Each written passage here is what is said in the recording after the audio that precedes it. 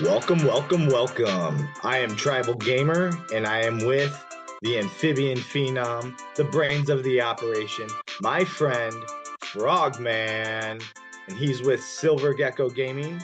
You spell that Sylvir Gecko Gaming. Go check it out. Make a subscription. Make a donation. The man works hard. Come on, guys. We got to be supported somehow. Frogman, how you doing, man? I'm doing pretty good. How are you tonight? I'm good. And for those of you that don't know or happen to just fall into this podcast, this is the essence of gaming. And this episode number 2, is called the Nitty Gritty. And we're going to explain why here in a little bit. But first, we wanted to bring you along this journey of growth for our podcast, and we wanted to bring in some analytics of where we're at and where we kind of want to be. So after basically the first episode and the update episode, if you haven't listened to that, go check it out. It's an update on some information on college football 25. But after those two episodes, we have 17 plays all time. We have roughly 9 plays per episode, which is the average of those two episodes, right, Froggy? Am I figuring that out correctly? Yeah, let me just make sure really quick. I believe it says average number of plays your recent episodes received in their first few weeks. Yep. And then our audience size, there's 7 of you out there. All right, beautiful people, we need you to do some work for us. Share the podcast. Keep listening to it, but share it with your friends, especially your gamer buddies. It's not your normal podcast of like tips and tricks or what the game's about. We're talking about real shit. We're talking about how this invention changed our world, and some of the influences and cultural influences and societal influences, what we could call, right? And it's Phenomenon, maybe. a phenomenon. Like Invention. it's Invention. something that started out so small and has grown into such a stamp on this earth, to be perfectly honest. And we talk about everything and under the umbrella when it comes to the impact video games have had on the world. We're at 7 of you. We want to be at 100 by episode 4, guys. So just please take 30 seconds, hit that share button, put it up on your Facebook, your Instagram, your TikTok, whatever it is you guys, you kids have these days. But help us out. We'd really greatly appreciate it, and we appreciate you guys listening to us. All right, so let's get into the nitty gritty. And the reason I wanted to title this the nitty gritty is because we're going to be talking about the goods and the bad influences of video games since video games have come out to modern times where we're at. We're going to be talking about certain lawsuits of violent video game influences. We're going to talk about how or there's new video games out to help with symptoms of ADHD. We're going to talk about the goods, the bads, the pretties, and the uglies. And we're really, really excited. This is going to be probably one of those emotional ones. So, please have your tissues nearby because we're going to talk about, again, some real stuff. I'm really excited about it. This is going to be one of those episodes that you might want to take a few sit downs to listen to, because we're going to go over a lot and we got a lot of content for you. And we're really excited to bring it to you. But first, we kind of just wanted to do some gaming updates before we get into the nitty gritty. So, Froggy, you had mentioned uh, this post that you had seen, whether it was on Twitter or somewhere on the computer. If you could bring that up next. Yeah, the Um, first one I saw was right here, and then we found an article that kind of gets into it a little bit. all right. So what he brought up, for those of you that are just listening, is a post, and it's from Eternal Wings, but we're gonna just call this the rumor mill. And video games is the beauty of video games. It's full of rumor mills. But this rumor that is going around says that Microsoft is preparing an offer of a $16 billion for the company Valve.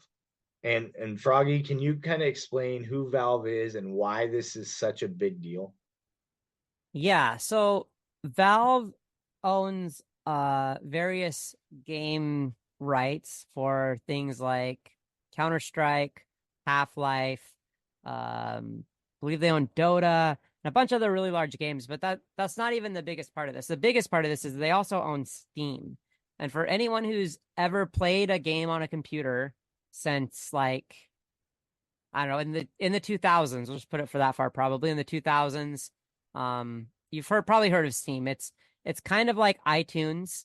How iTunes you can buy your music on, you can listen to your music on. Steam's kind of that way for video games. On the computer, it's the largest shop and client to run your video games through on the computer. So you can buy just about any game you want through Steam these days. And if you're a video game developer, that's one of your big goals is let's get it on Steam because it'll be in front of the most people. You'll get the highest chance of getting people to buy your game. There's a whole client built in to be able to play games online with people through Steam. Uh, And Real quick, because I've heard of Steam, but I've never played it. And is that because it's just a PC thing? yes, it's just a it I believe it's on Mac as well, but it's just a computer gaming thing. So Okay, it's so consoles don't have access to it. no, it's where most computer publishers or most publishers of computer games go to sell their games. Okay. So, like if you have music and you are on iTunes, for example, people that are familiar with iTunes, you can go in and buy CDs or buy songs of your favorite artists, and then it's on your iTunes account, your Apple account forever. You have that music on your account. So it's the same way with computer games where once you buy your game on this account, the account that you create for Steam, so Steam's like a client.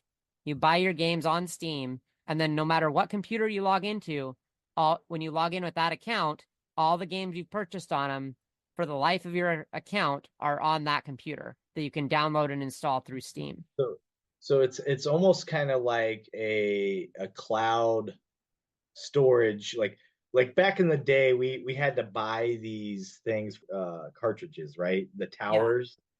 Oh yeah. So it's Uh-huh. basically like an online tower for your games, Yeah, and kind of. Yeah. from anywhere that you have, your computer and internet access. Yeah, Yeah. you still have to download it to your computer, and to play it on your computer, but it lets you just click one button and download whatever game you have that's through Steam on any computer you have. So if you buy a new computer, back in the day you'd have to get all your discs or all your CDs or all your Yeah. cartridges, put them in your new computer one at a time, install everything. Now you just click on the 3 or 4 games you want to install, click download, leave, come back a little bit later. They're all downloaded, they're installed, and all you have to do is click play. So I love that, but convince me that that's $16 billion worth of value. Well, let me pull up all the things that they own here. Like I didn't do a very good job explaining the properties that they own. So Valve, their value right now is at 7.7 billion as of May 2022 based on Bloomberg calculations. So pretty much every large computer game company has a contract with Valve so that they can sell their game through there. Valve also gets a cut of every single game sale through Steam because it's their thing that they Platform. made. They have no shareholders. They have no stock. As far as I understand, they have no stock. They have no shareholders. They have no company overhead. They have no people above them. The people that own Valve, it's their company, and they just started it and they've built it to this point. So they don't have any of the extra things that most companies have in terms of operating costs, other things, people that they owe, the shareholders they have to explain things to. It's just kind of their thing. And what I was trying to pull up wasn't the estimate, but anyway, they have a bunch of games. They created a bunch of the top, like Counter-Strike. It's one of the top tactical shooter games out there. They created that. They created Half-Life. They created Team Half-Life. Fortress That's 2. that's why I remember that company. I remember Half-Life, Half-Life 2. Yeah, That people are still waiting for Half-Life 3 this many years later. But Wait anyways, forever Half-Life 2. yeah, Half-Life 2 took a while to come out too, but um actually this article here mentions it. So this is the article we got with a little more information about it. So this is a rumor, so it may or may not happen, but honestly, I don't think that the trade commission is going to allow it. If you think back to the recent Activision Microsoft merger that was a $68.7 billion merger, shows right here in the article. That took forever to get accepted. They had to come down on a lot of things they wanted. They had to change a bunch of things. They finally got it done, but now they're potentially going for Valve and Steam, and I just don't know if they would allow that with the monopoly concerns and everything else. This is the article I was trying to find earlier. I forgot I had it up. So they own Half-Life, Counter-Strike, Team Fortress, Dota, and more. Wow, I mean, looking at the $68.7 billion merger of Activision and Microsoft, the 16 billion, it seems like chump Yeah, change. doesn't seem like a lot. The only reason I think it would be kind of crazy. Well, for me as a person that plays games on the computer, I see it two ways. One way I look at it and go, you know what? If Microsoft gets Steam and then they throw half the library onto Game Pass that I'm already paying for, all right, let's do it. Why not? I'd be fine with it. But on the other side, you look at it and they would pretty much have a monopoly on computer gaming. There's a few other, there's Epic that has their own store. There's a couple really small ones here and there, but pretty much you would have to go through Microsoft if you wanted to play the Xbox, the computer, or anything that runs any of those, any of that ecosystem, any of the Microsoft, can't think of the right word, but unless you didn't want to buy games from them, you'd have to go to Nintendo or PlayStation. So Sony or Nintendo, then it would be Microsoft, which would own both console and computer gaming basically now. And that's kind of a big pillar there. And a lot of those indie companies, again, they publish their games on Steam because Yep. it's about $100, and then you have to agree to their terms, and you can put your game on Steam.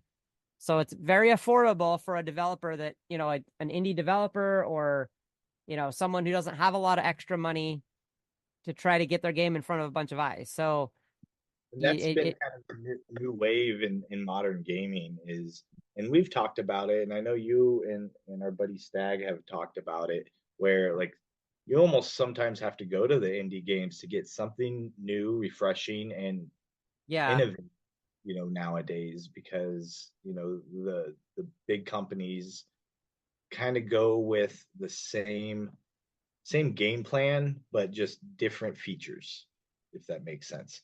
And the indie game manufacturers, like,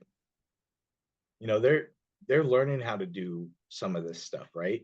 And like some of the games, okay, let's be honest, some of them aren't even that fun. But there are some diamonds in the rough, promise you. I've played some.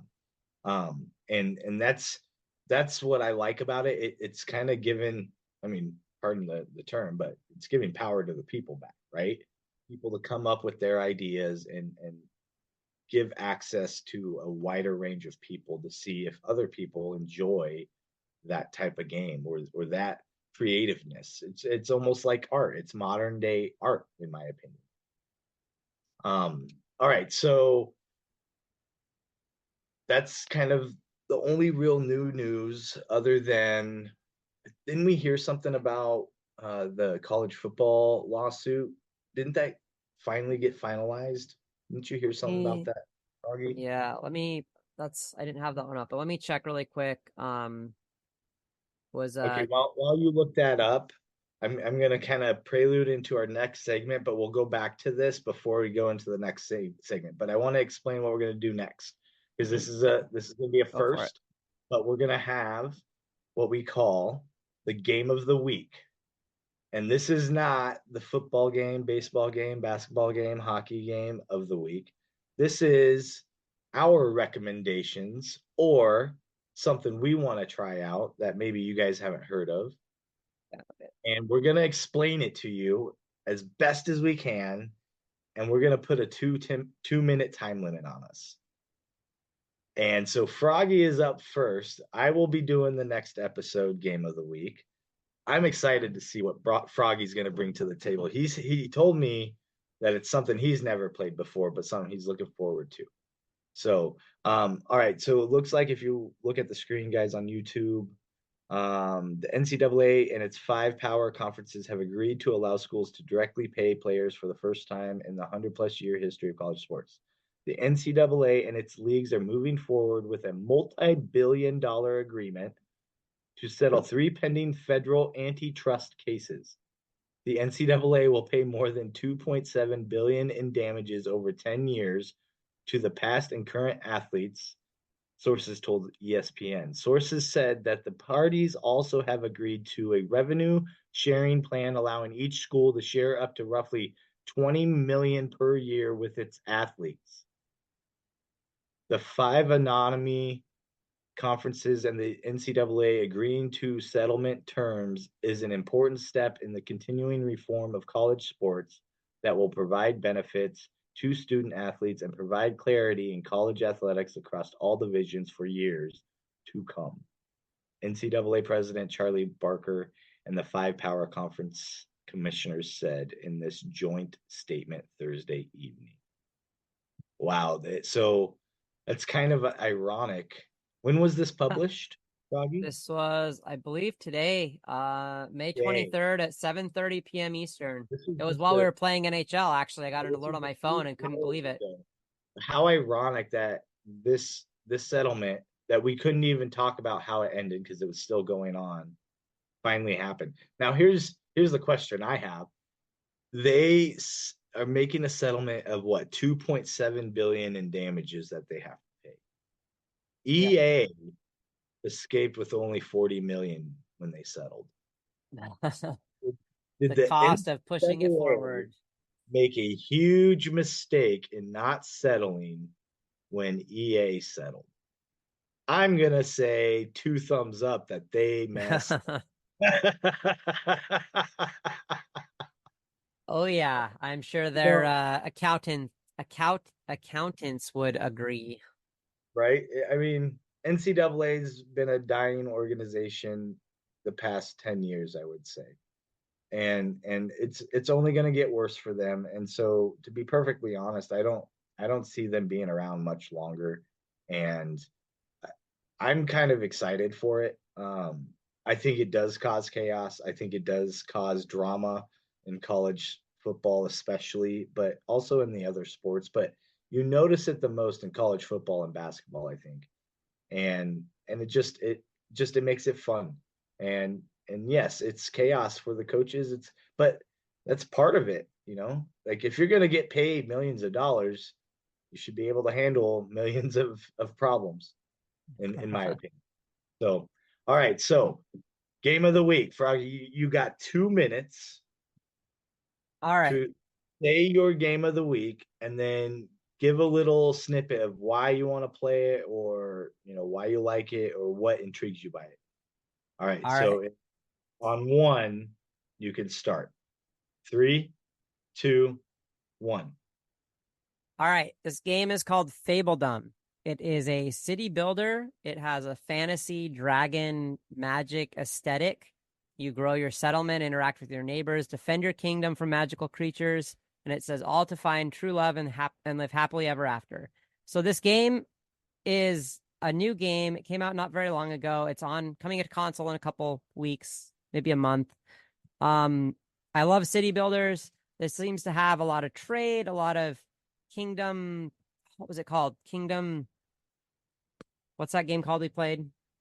Kingdom 3. Yes. Anyways, it has some of those elements, probably not as in depth, but I did see there's trade, there's trade craft, there's making trade routes and dealing with your neighbors, your citizens. It's got this fun kind of high fantasy graphic style. It's got this kind of unique art style, unique look. It's on sale right now for $13.64 on the computer, again on Steam. It's 20.99 usually. So it is on sale right now because it's brand new. Just has, I don't know, it just looks fun. It's a unique twist on a city builder, and I think it has more in-depth trading and um statecraft and that kind of stuff than a lot of games like that out there. And I think it should be a lot of fun to try out and see just how deep it actually goes, because it's hard to tell from reviews and from people's take on it. But if it has a fairly deep system where you can make trade routes and barter with other countries and grow or attack them and kind of do different things every time you play, I think that it could be a game that'd be a lot of fun to play and And replay stop. multiple times. Times is my last word. All right, that was Multiple times. 2 extra seconds, so I better get those Okay. 2 extra seconds when I do this. All right. All right, Fabledom. I like it. I think I'll try it, but is that only PC? I'll let you say. For right now, it's on PC. It's coming out on console. Like I said, I don't know exactly. It's about a month, maybe 2 months. It's on the coming soon on Xbox store. Awesome, awesome. All right, so let's go ahead, Froggy. I sent you a timeline. Yep. It's And up right you now. already have it up, man. Like, man, you're almost as good as Jamie on the Joe Rogan show, man. Like, that's all I'm gonna ask you. All right, so we have a timeline up. So if you're watching this on YouTube, you will get to see this. If you're just listening, we're not gonna read every single thing on this timeline, but we're gonna hit some key moments in history of video games, and we're gonna give our opinions. We're gonna talk about, you know, why it happened, and we're going to talk about what we think, and we're going to talk about how it's evolved from back then to where we're at now, and possibly like why it's evolved that way and why it's been accepted, and those types of things. So um, the very first arcade video game is released in 1971, and they produced what, 1,500 computer space machines is what they called it, and it had components and packaged with a 13-inch black and white TV set in a futuristic looking cabinet.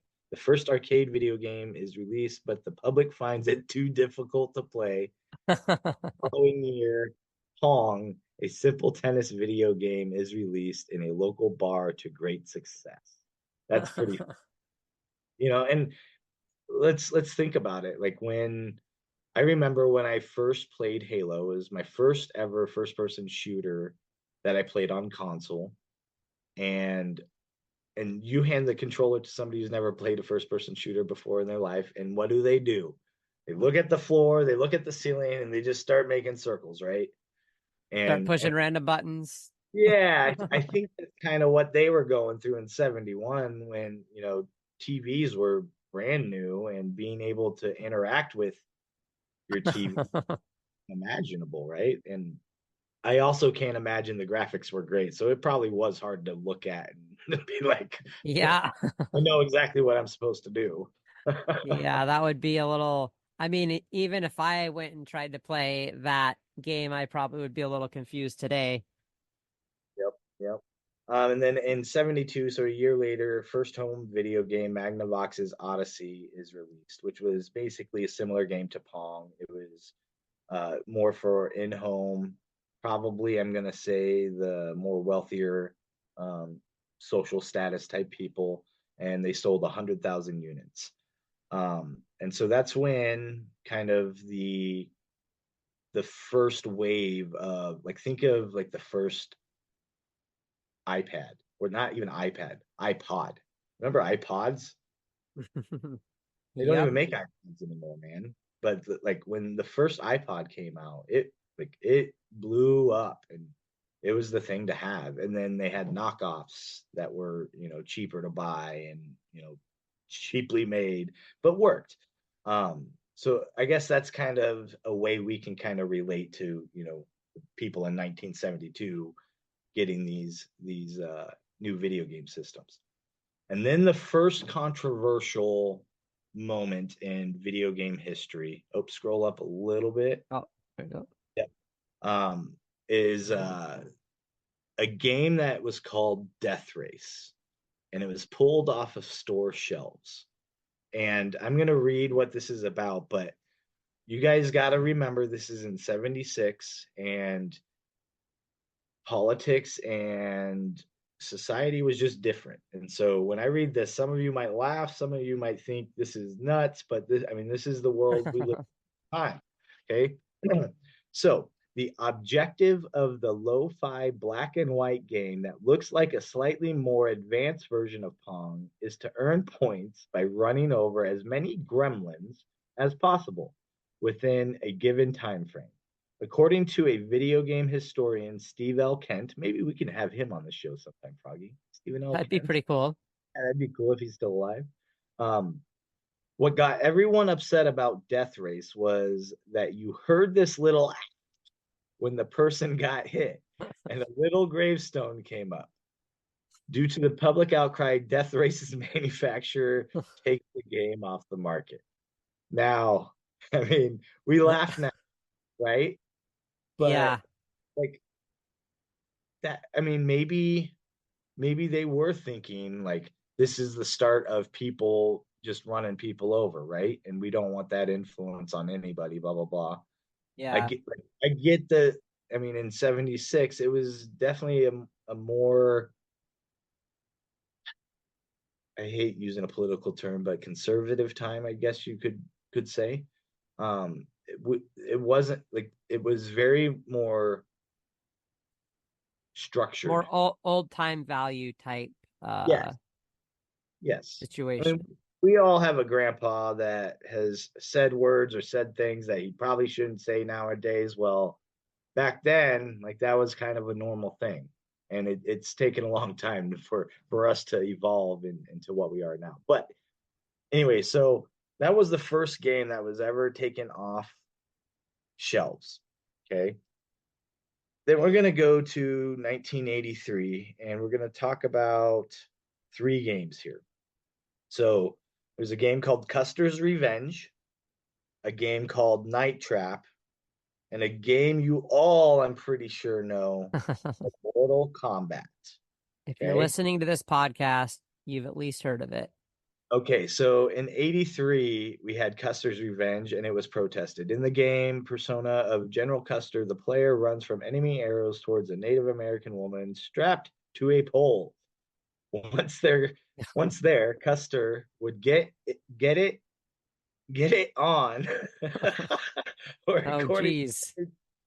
or according to many critics, rape the woman for points. Oh, 250 jeez. protesters gather at the spot where the public is viewing the game for the first time. It never finds much success. I So it wonder never why. sells, but this is where we start seeing massive gatherings of protests, and people are starting to speak out. Then in 93, we have Night Trap and Mortal Kombat. Okay. Night Trap was a Sega CD game, and it was removed off of store shelves. It was famously removed off of store shelves, and it was mainly at Toys R Us. And it looks like in direct response to a December 9th, 1993 Joint Senate Judiciary and Government Affairs Committee hearing on video game violence. Night Trap is cited as shameful, ultra-violent, sick, and disgusting, encouraging an effort to trap and kill women.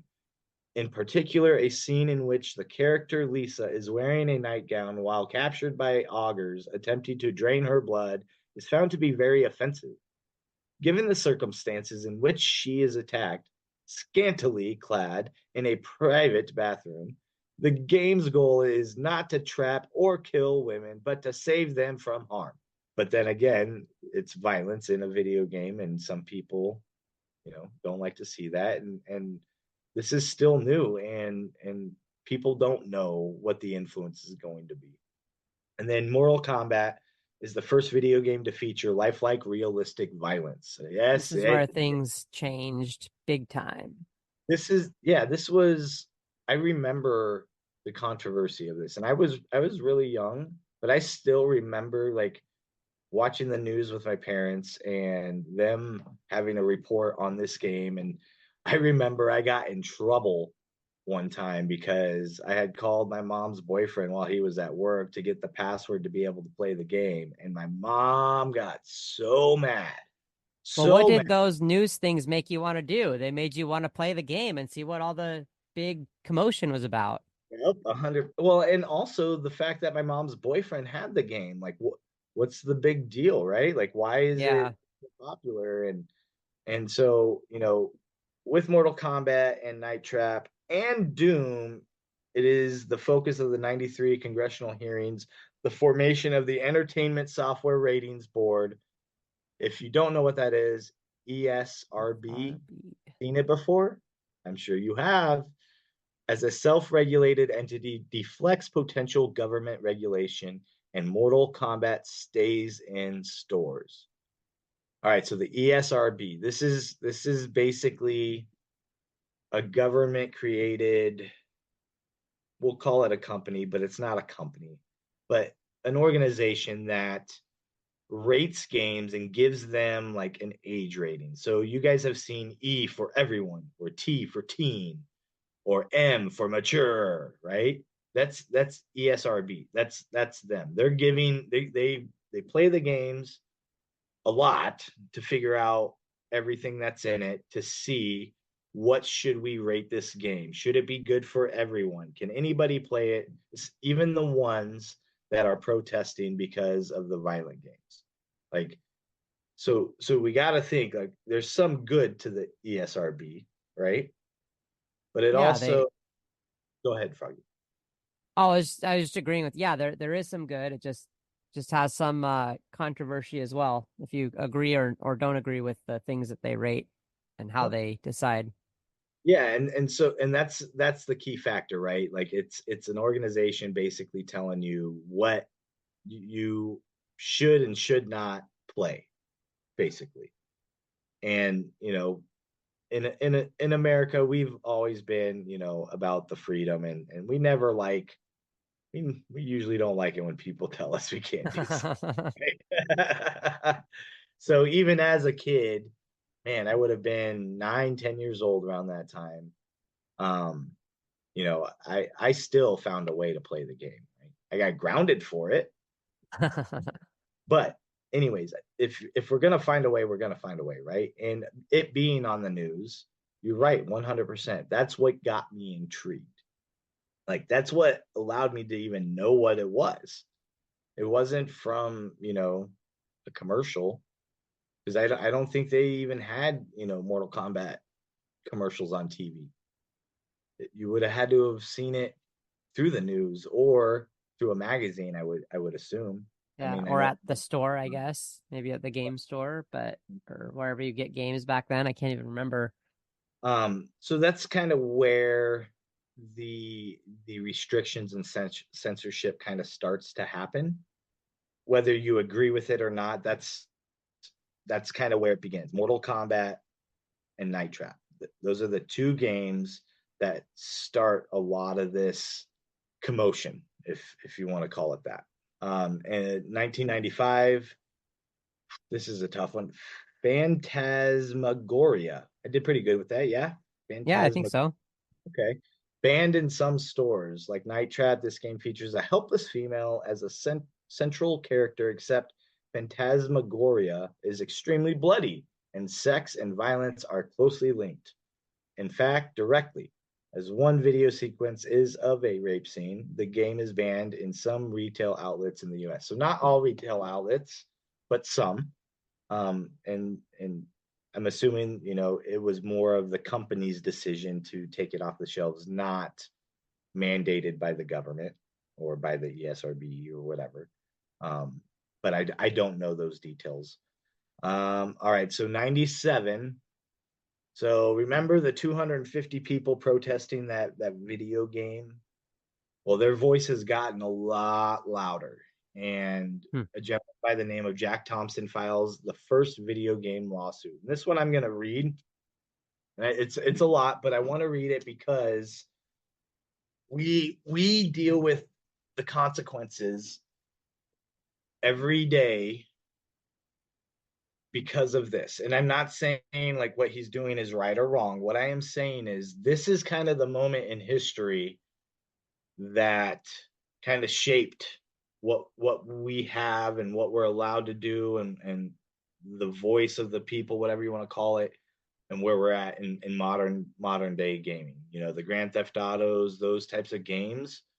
Like this guy was shutting that down, or was trying to shut that down. So let me just read this, and then Froggy, let's kind of dive deep into this lawsuit a little bit, because I think there's a lot we can talk about here. All right, so Sounds good. Jack Thompson, anti-video game activist and attorney Jack Thompson files the first of what are to be a large number of lawsuits claiming video games are responsible for violence perpetrated by teens. The lawsuit is filed on behalf of the parents of 3 children killed in the Heath High School shooting in 1997. And we're actually going to get back to that later on in the episode. We're going to go into detail about that in particular. But going back to this, investigations show that the perpetrator had regularly played various computer games, including Doom, Quake, Castle Wolfenstein, Redneck Rampage, Nightmare Creatures, Mech Warrior, and Resident Evil, accessed some pornographic websites, and owned a videotape of the Basketball Diaries, which includes a high school student dreaming about shooting his teacher and some classmates. The suit alleges that the producers of the games, the movie, and the operators of the internet sites were negligent in distributing the materials to a minor because it would desensitize him and make him more prone to violence. The suit is filed in federal district court and is dismissed for failing to present a legally recognizable claim. So it was dismissed. In July 2008, Thompson is permanently disbarred by the Florida Supreme Court for inappropriate conduct, including making false statements to tribunals and disparaging and humiliating litigants. Whew. All right, Man, you, Frog, I need you to talk for a little bit because I'm going to take a drink, because that was a lot, and yeah, there's a lot we need to go over with that. So why don't you that's a go lot. ahead and start with, let's start with the end that he was And disbarred. Yeah, let's start with that, because that's, I didn't read that part in the first time I read this, and that's kind of yeah, some juicy information there. yeah. So just looking at that here, he was the one that started this whole thing. He filed the first video game lawsuit, and in the end here in July 2008, he's disbarred by the Supreme Court. That's It's what, kind of a lot to think about. Like, did yeah, it that's have to about, do with the video game suit he tried to take up? Did it have to do with that? Was there pressure from other places? Did he really have inappropriate conduct? I don't know all the details on it, but it is suspicious that right around the time he made that lawsuit, tried to have that lawsuit come against these big video game companies, he's no longer a judge. So I'd have to look into it more to know, if that's connected or if it just happened to be that he already was doing these bad things before that came up and it just kind of all caught up to him in July 2008. let me see It's here. about 9 years. What is that? 10, 11 years. 11. Yeah, 11 years after this lawsuit. So I guess it wouldn't be directly tied to that because it is a decent time later. Man, I'm looking at some of these. Also, sorry, I didn't mean to cut you off there. No, you're fine. I'm on Wikipedia right now, and I just Yeah. brought him up, and he's been involved with a lot of like rap and different Well, video games, including Grand Theft Auto, including Doom, Vice City's on here. oh, Um, he was an attorney. Okay, never mind. I was gonna say, can an attorney? I thought he was a judge at first, so never mind. That cuts what I was gonna say. He was an attorney. Okay, yep. I was gonna He's ask about filed something there. lawsuits in Ohio, Tennessee, Alabama, Florida, New Mexico. Were these all video game related, or were they different things? Some was video games, some was rap music. I mean, the video game Bully, he put a lawsuit against that one. Hmm. Manhunt. If you ever played Manhunt, that was a fun one. That was a unique game. I don't know if I ever played that one. I'm You trying to ever see think. the movie Running Man Probably. with Arnold Schwarzenegger? And he's Oh, like, okay. he's a guy that gets tossed in jail basically, but it's kind of like a Hunger Games before Hunger Games, but he gets tossed in Okay. the same show and all these guys are trying to kill him, and he goes through these different stages and he has to basically kill them before they kill him. But I mean, it's an Arnold movie. Like Yeah. it's pretty ridiculous, but it's pretty fun. Well, Manhunt's kind of the same thing, but it's kind of Oh, okay. Saw. If you ever see the Saw movies, he gets tossed in this warehouse building and he has to kind of get through. But the way you play is through the security cameras, and it's all about. Oh, I think I have seen some, at least seen a little bit of that. I don't know if I ever played it, but that does, yeah, the through the security cameras, I think I can kind of picture the game at least. I don't think I played it, but I've seen like a little bit about it. But yeah, I mean, it was a unique game, especially for its time. It was definitely unique. But wow, it says in 2004, Thompson helped get Howard Stern's show taken off the radio station in Orlando, Florida. See, so he's Jeez, just he's going he after all kinds of stuff like that he doesn't like. yes. And honestly, like while I'm looking at all of this, it's almost like he's taking a bucket of paint and tossing it on a barn and hoping it sticks. Like he's waiting for that Yeah. big finally hit. Yeah, to be like the guy that stopped Okay, whatever, XYZ. all right, so in February 2007, the Florida bar filed disbarment proceedings against Thompson over allegations of professional misconduct. The action was a result of separate grievances filed by people claiming that Thompson made defamatory false statements and attempted to humiliate, embarrass, harass, or intimidate them. Oh, According geez. to the complaint, Thompson accused Alberto Cardenas of distribution of pornography to children, claimed that Alabama judge presiding over the Devin Moore case breaks the rules, even the Alabama State Bar rules, because he thinks that the rules don't apply to him, and sent a Jeez. letter to Blank Rome's managing partner saying, your law firm has actively and knowingly facilitated by various means the criminal distribution of sexual material to minors, Thompson claims. So basically, he was upset that he lost these cases and just started to name call. Yeah, so nothing to do with the game stuff, nothing to do with that. This is all 10, 11 years later, so it has nothing to do with that. That was my first thought until I looked at the dates and stuff. But yeah, that's crazy. He just kind of wasn't happy he lost and he was just going to keep going till he had a consequence, it sounds like. Yep, he couldn't stop. Which I mean, if you're that passionate about something, go you, man. Like he fought till the end.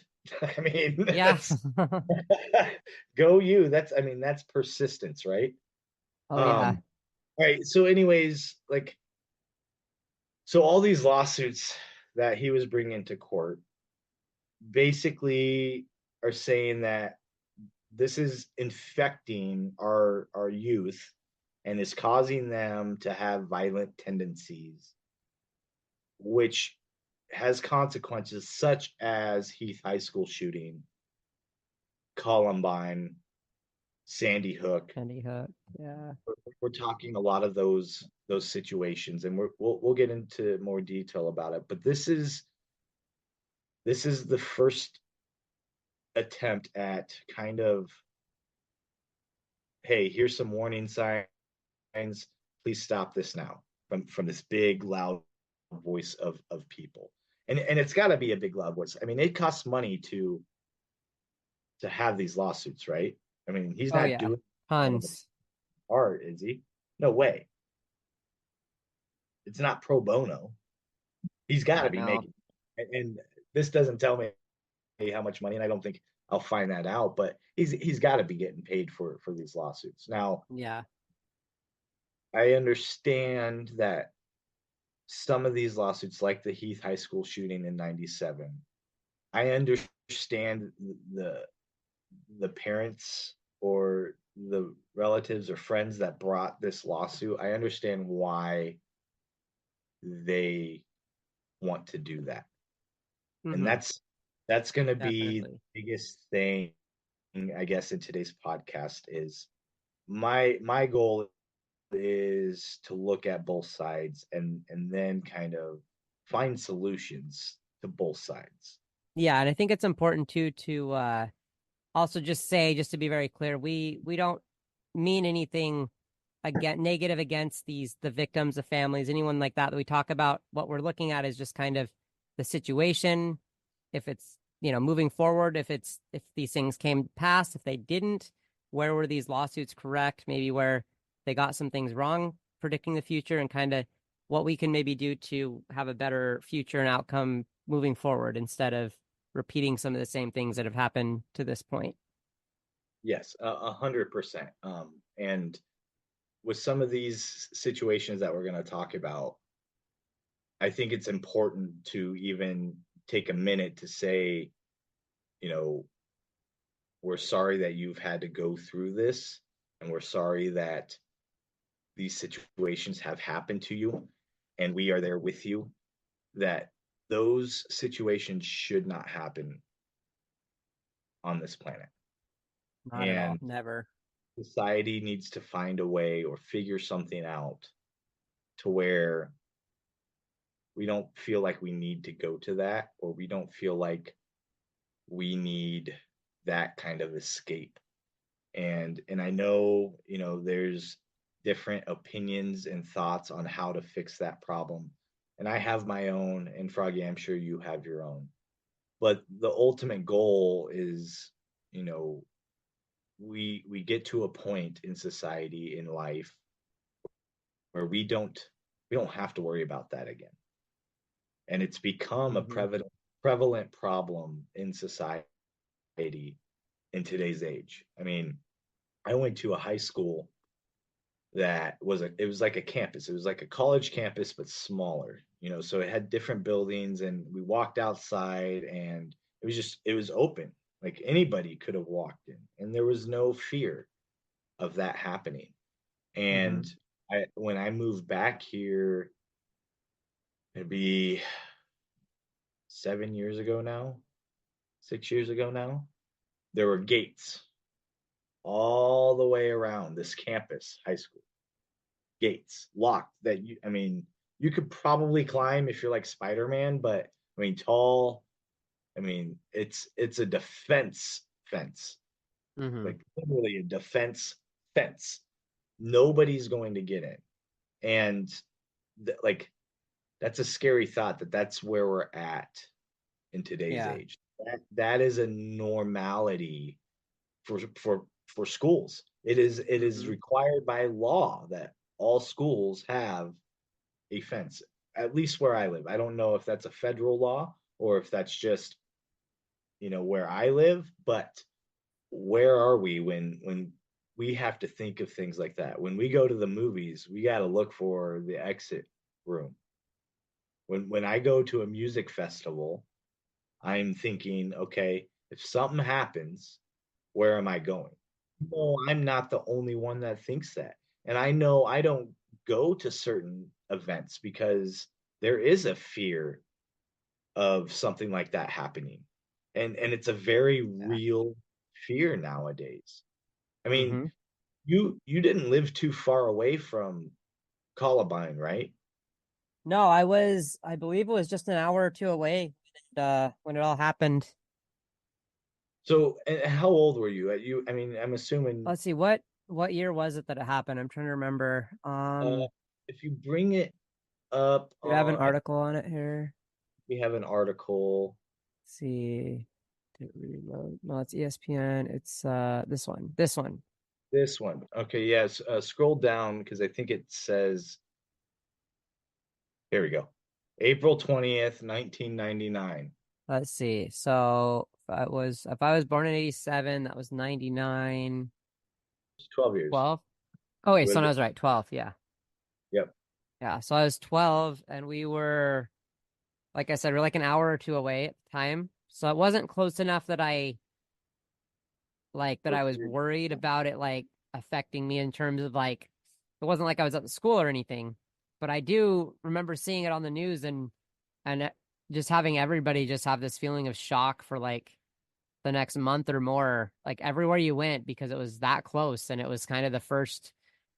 I don't know, maybe not the first, but like a really big thing for the first time in a long time that kind of was right there, where we lived, and it was a really, the only other thing I can compare it to was like 9/11, those attacks, same kind of thing. Like it was just that same kind of feeling, except it felt like it was like right there, like it happened in your backyard, and it was just I don't remember a lot of specifics or a lot of things like that. I just remember that feeling of just, I'd never had to think or worry about something like that before.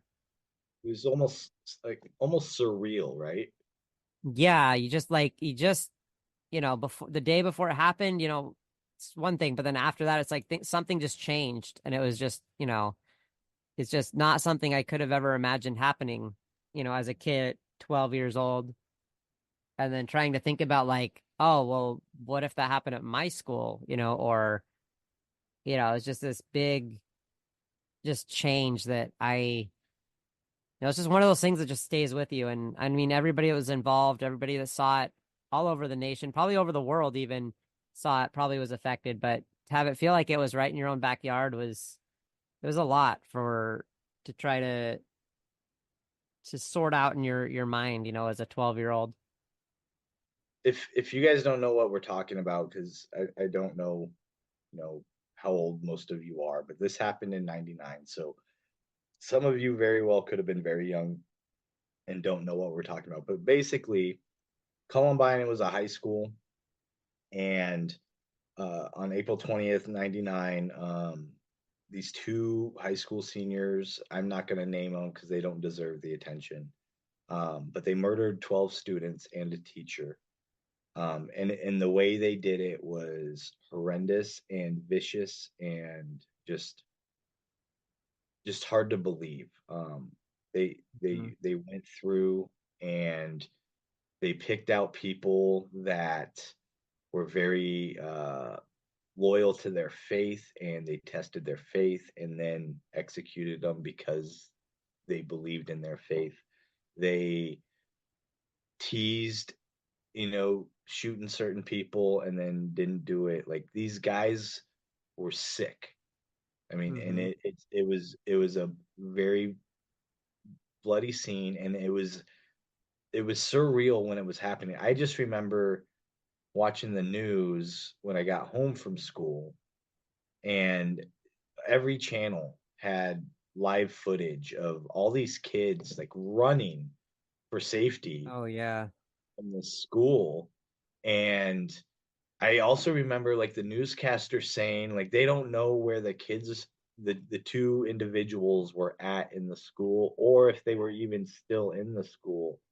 And I just remember there was a forest nearby there, and just all the unimaginable things that you thought could happen literally happened that day. And I was pretty young too, and it's still ingrained in me. I still can close my eyes and see the camera footage on the TV. I just, even talking about it, I still get like crazy goosebumps because it was one of those moments, like you said, like 9/11 or like the Oklahoma City bombing. That was kind of one of those Yeah, moments that too. Yeah, yeah. where it's just like, wow, like it's something you don't think about, and then when it happens, it becomes a reality. And I think because it becomes a reality, people are wanting to copy that. Like they want to be the next big thing and the next famous person for doing something crazy. and Hmm. and there's a few examples of that. So like the first one that they tried to link to video games is Heath High School, which is the one we were talking about in 97 with what was his name, Jack Thompson, the lawyer Uh, guy that was disbarred. um yeah. this was the first one that they tried to link with video games being the major influence in how these evil human beings act. So on this website, if you look on YouTube, you can see it. But I'm just going to read a few little inserts of a couple of these horrible acts. So Heath High School on December 1st, 1997, a 14-year-old Michael Carneal, 14 years old, shot to death three students. He had been a target of bullies and suffered from a variety of diagnosed mental illnesses. He enjoyed video games. The parents of the victim subsequently sued multiple organizations they saw as carrying blame for Camille's actions, including game companies.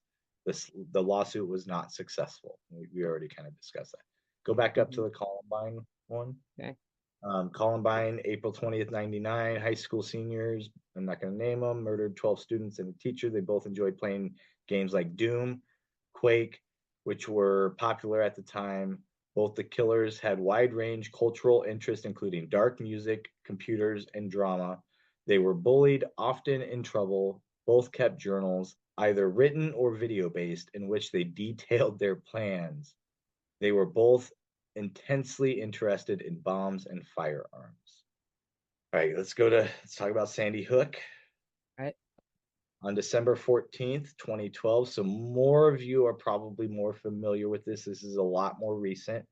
Yeah. Um, a 20-year-old, not going to say his name, killed 20 children and six adults at Sandy Hook Elementary School in Newtown, Connecticut. He was a loner with known mental health issues and a fascination of mass shootings. He spent a lot of time in his basement playing a wide variety of games.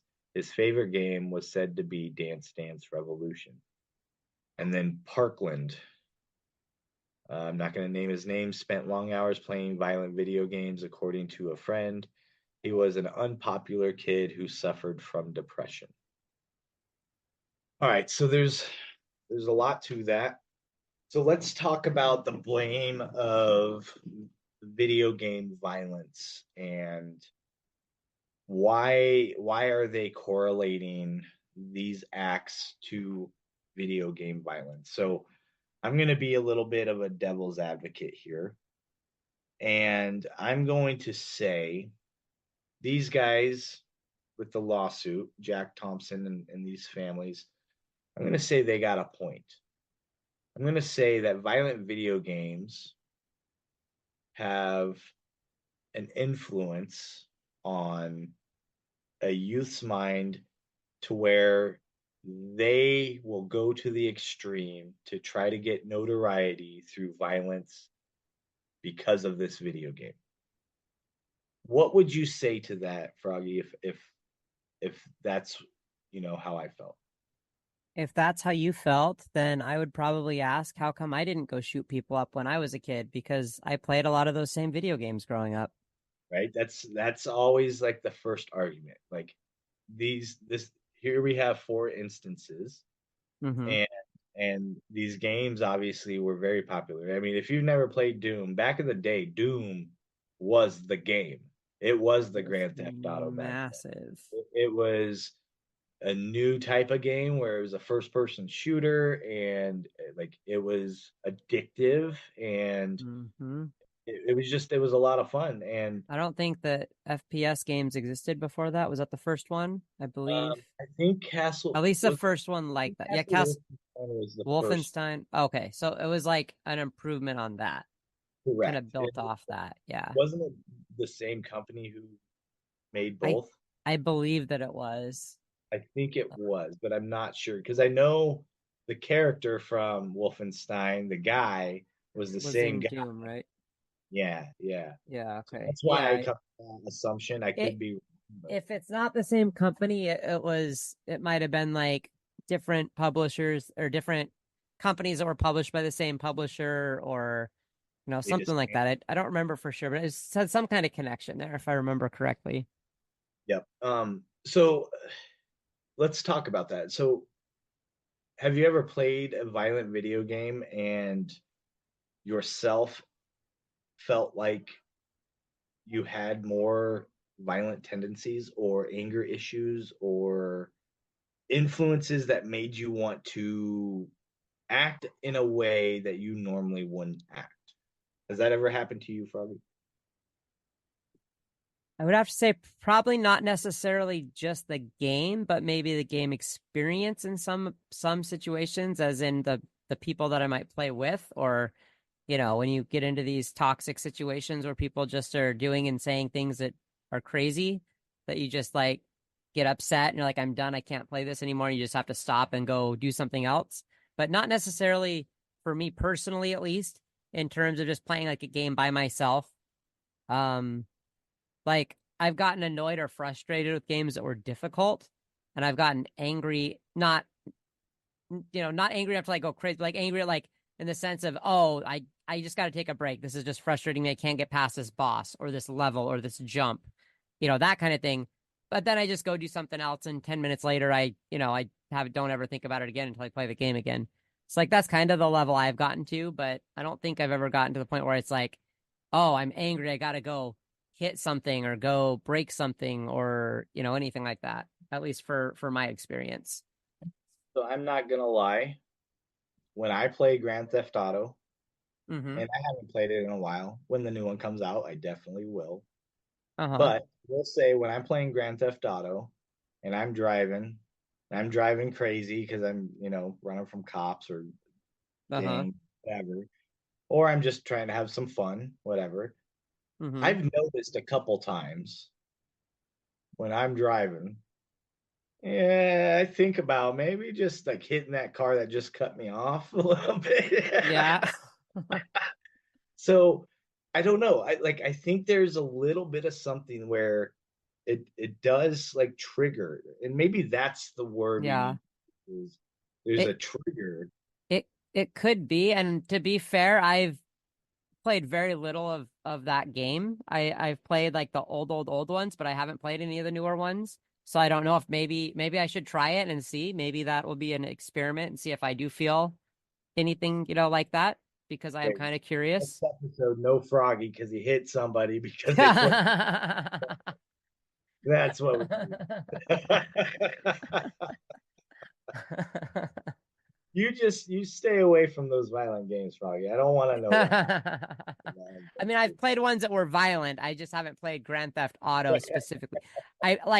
I played it for about 10 minutes and I didn't understand what was going on or with the game, and so I got off of it because I didn't understand how to play it and what was going on.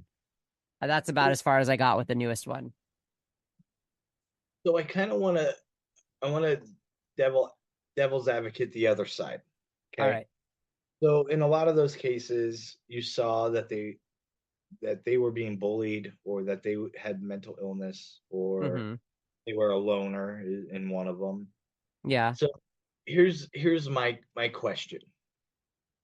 Is it the video game influence that triggered them to think this way and cause these acts to happen? Or is it more influence because they were loners, were bullied, had mental illness, and let let's be honest, like maybe they were using video games to kind of cope with some of those problems. Mm-hmm. That's kind of like how I've seen it because like Yeah. I'm mostly like I have my own, health issues. I'm bipolar. And so Mm-hmm. like there are times where it's hard for me to control my emotions and stuff. Uh-huh. And one place I usually go to kind of compose myself is I go into gaming. Now, Yeah. I when I'm having, a manic, episode, Mm-hmm. I don't go and I don't play Grand Theft Auto. Like Yeah. play hockey, I'll play, some, city building game like Planet Base or, Sim Cities back in the day. Those Yeah. types of because it gets my brain working in a certain way that gets me off of the anger and frustration that I'm feeling, Mm-hmm. but don't have control over. Yeah. But I do notice like when I'm in that kind of episode and I'm playing sometimes NHL and I'm getting really competitive, I Uh-huh. do act in a different way than I normally would when I'm composed and in my right state of mind, if that makes Mm-hmm. sense. Yeah, I think I understand what you're saying. And so when it comes to like what I'm reading about this and you know what I've experienced in my own, I don't think that video games necessarily are like if you just play Mortal Kombat 24/7 because like you're good at the game and you're masterful at it and you're trying to hone your skills and stuff. I don't think that your brain interprets that as okay, when you see somebody that pisses you off, you need to uppercut them into a bunch of spikes. Yeah, But it might trigger a little bit of that whatever chemicals that's in your need brain that causes that frustration or that yeah anxiety, for that right? violent release that you need a little Yeah. bit maybe, or that uh yeah, whatever that chemical. I knew it until you said that. It's like right on the tip of my tongue. Is it called the stress hormone? Is that what you're thinking of? Yeah, like I know dopamine's like the good one. Yeah, it's Can't think of what the cortisol. Is it? No, that's I don't know. maybe. I don't know. Those Anyways, of you listening, if there's a doctor out there, please let us know what yeah, chemical in your brain causes anger and anxiety. I guess going back to the actual influence part, no matter how many studies they do, like I don't think they will ever have 100% proof that video games are causing these violent tendencies. What well, I what I personally believe is that the culture that they are raised in. So what kind of structure was around them? What kind of moderation was enforced? What kind of influences outside of just the video gaming was attributing to this depression or this mental illness or this lonership or whatever you want to call it? Because I think that's probably more involved with the influence process of these things happening. yeah, I think that's a lot of the story, because generally in science, what you do is you have a control group, you have a group that you're testing, and maybe you have two different variations, and then you compare the results. You do that over and over and over and over, and you see what the results say, what the data says.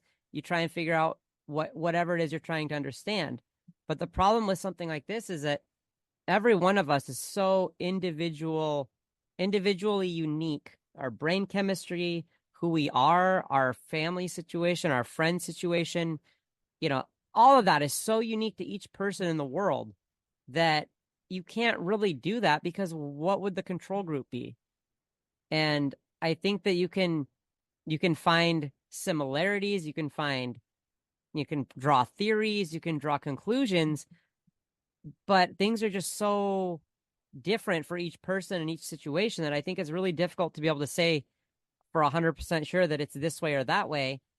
But I personally believe that it's a combination of, like you said, the mental health side of it, the family situation, the bullying situation, the friend situation, and all those things together.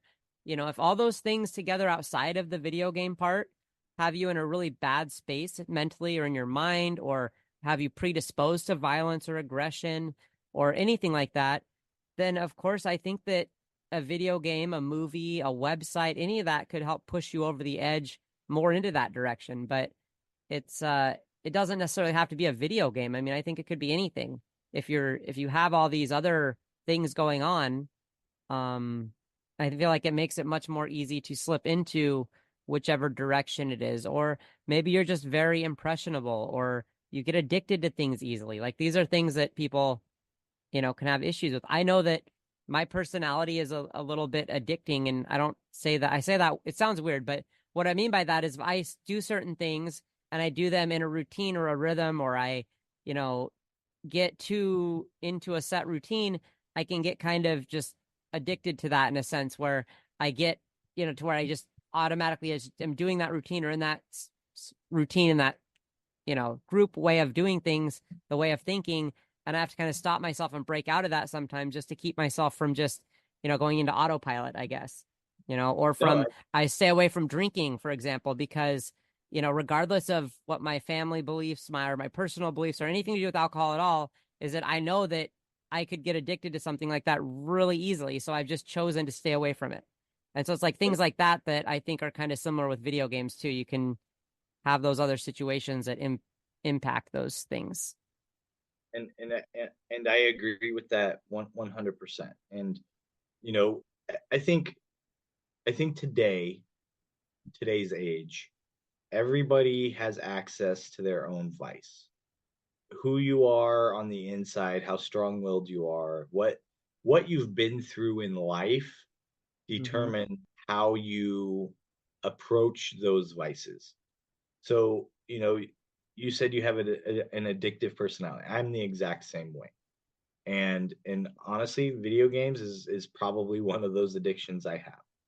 Mm-hmm. Now, what I will also say is video games have also brought me great joy Oh and yeah.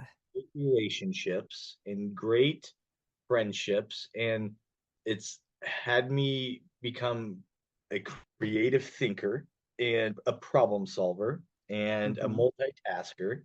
And so with the addiction there's some positives with it, right? And that's Mm-hmm. that's the addiction with alcohol. Like usually if you're an alcoholic, you're very sociable and you know how to Mm-hmm. be. You just have Yeah. to have some alcohol to do it, right?